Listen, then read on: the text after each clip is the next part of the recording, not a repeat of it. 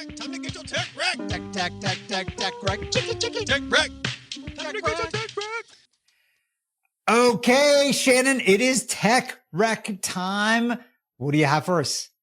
Oh my gosh. Well, it was hard to come up with just one because tech wreck time is my favorite part of every Tech Talk Y'all episode. I would love to hear more episodes of just straight tech wrecks. If you ever want to have me back on to guest host, if all of your listeners don't say to you, please never have her back on. I would love to come back on. Oh, I'm sure that's not true. Just a full episode of tech wrecks because I feel like especially that could be fun. I think especially over like the last 10 years of my life, I've really like dialed into my tech wrecks and like every aspect of my life. I've got a tech wreck for socks, which I didn't include today. Wow. So I could really could go through it. But my tech wreck is a couple weeks ago, I made an investment into a new coffee machine. So I'm a huge coffee person. I know you're not a huge coffee person, Sanjay, but Adam is. It is my weakness. I have about 4 to 5 cups of coffee a day. And I've been living on instant coffee for a really, really long time. So sometimes I'll go to a coffee shop and get a really good latte or Americano or something like that. But for the most part, I just drink instant coffee. And I finally decided to pull the trigger and get a really nice coffee machine. And so I did a lot of research. I think the two that are mostly out there are the Breville or the Jura. But this is a newer company and it's called TerraCaf. And the tech rec is their TKO2, which is their newly designed machine that has been designed by baristas. It's automatic. So you're not manually, or you're not grinding the espresso beans and then manually packing it and doing the shot of espresso. So it's all automatic, but you can change the settings. So you can change the course of the bean, of the grind. You can change the temperature. You can change the ratio of coffee to water, which I love. So obviously I've been, doing all of these different calculations and having a whole testing protocol going to really perfect the drip coffee. Of course you are. And it comes with an app. The app is amazing as well. You can set the time that you want the machine to turn on in the morning, turn off. You can schedule cleanings. And so I'll show you the app here, Sanjay. I don't know if you can see it, but it also has stats on how many drinks brewed and what you've saved compared to a coffee shop. Now, I wouldn't be going to a coffee shop for every one of these drinks. So it's not an apples to apples comparison. Right. But in the 1 week that I've had this machine, I've brewed 34 drinks and saved $88.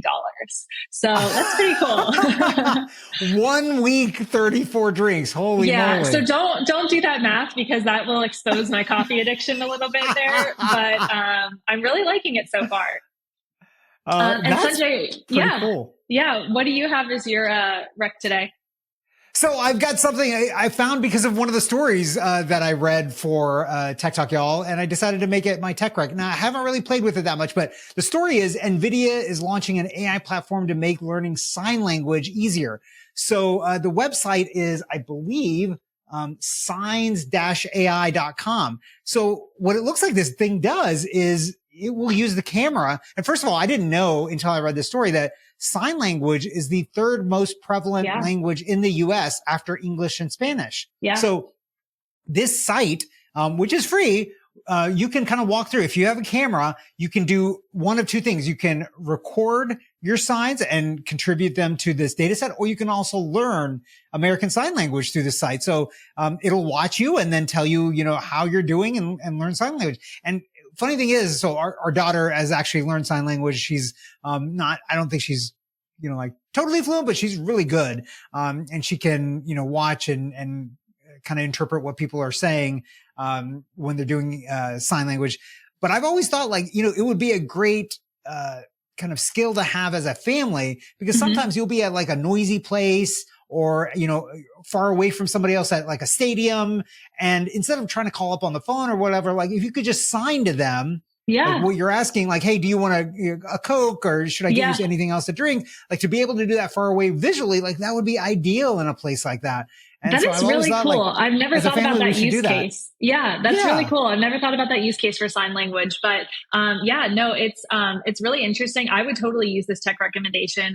It's really awesome. I actually grew up in the school that I went to for elementary school was next to the Western Pennsylvania School for the Deaf. And so we would have a lot of the deaf students would come over to our school as well. Yeah. And so I was on the sign language choir. And so whenever there was like musical events, I would do sign language to the song songs when we would have those students come and join us. So that's awesome. I like have forgotten everything that I ever knew. So I would totally be down to use this technology and kind of pick that back up. It would be really fun. So there's I don't know if you ever saw the video of the sign language interpreter for Eminem during that one concert. Yeah. She's just rocking. Have you seen that video? Yeah. I'll have to find it and put it in the show notes for the listeners, but she's like rocking it out.